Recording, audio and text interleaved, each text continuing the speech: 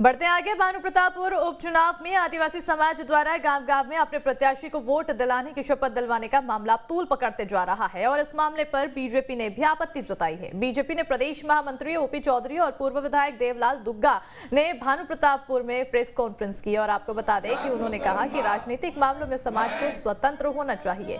वहीं आदिवासी समाज के द्वारा शपथ दिलाए जाने के मामले में उप जिला निर्वाचन अधिकारी धनंजय नेताम का बयान भी सामने आया है, जिसमें उन्होंने रिपोर्ट मिलने के बाद कार्रवाई की बात कही है।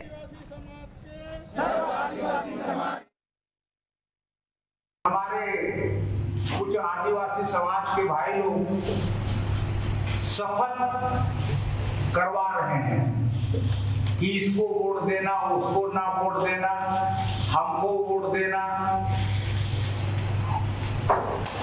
आदिवासी समाज से मेरा ये अपील है, ये समाज में इस बात का समाज के लोगों को शपथ दिलवाएं कि आदिवासी समाज संगठित रहे, संस्कृत रहे, रीति रिवाज परंपरा को, अपनी पहचान को बनाए रखने के लिए शपथ दिलवाना चाहिए, लेना चाहिए।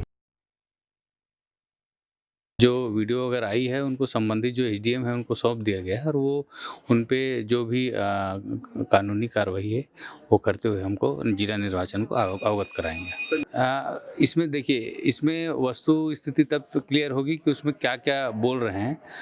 उस आधार पे जो भी उसमें किसी को अगर फोर्सफुली कराया जा रहा है तो उसमें फिर वैसा नहीं होता है।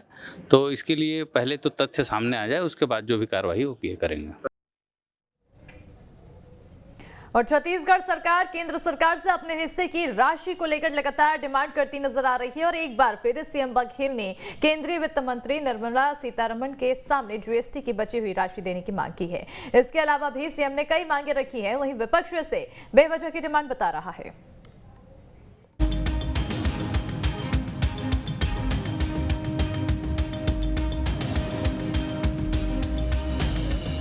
मोदी सरकार के कार्यकाल का 8वां बजट पेश होने वाला है।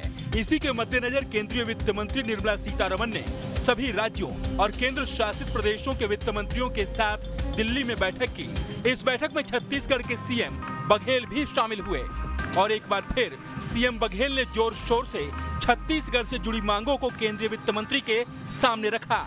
इसमें एनपीएस की राशि की वापसी, जीएसटी क्षतिपूर्ति की भरपाई, कोल रॉयल्टी की राशि सहित कई मांगे शामिल हैं। एनपीएस की 17,240 करोड़ की राशि लौटाने की मांग, जीएसटी क्षतिपूर्ति की 1,875 करोड़ की राशि की मांग, कोल रॉयल्टी की 4,140 करोड़ ट्रांसफर करने की अपील, केंद्रीय बलों पर खर्च किए 313 करोड़ लौटाने को कहा, केंद्रीय सुरक्षा बलों पर व्यय 1,288 करोड़ रुपए की मांग, कोदो और कुटकी का समर्थन मूल्य घोषित करने की मांग। इसके अलावा सीएम बघेल ने भी सी मार्ट की तर्ज पर वन उपज के लिए विपणन केंद्रों की स्थापना की मांगे भी रखी।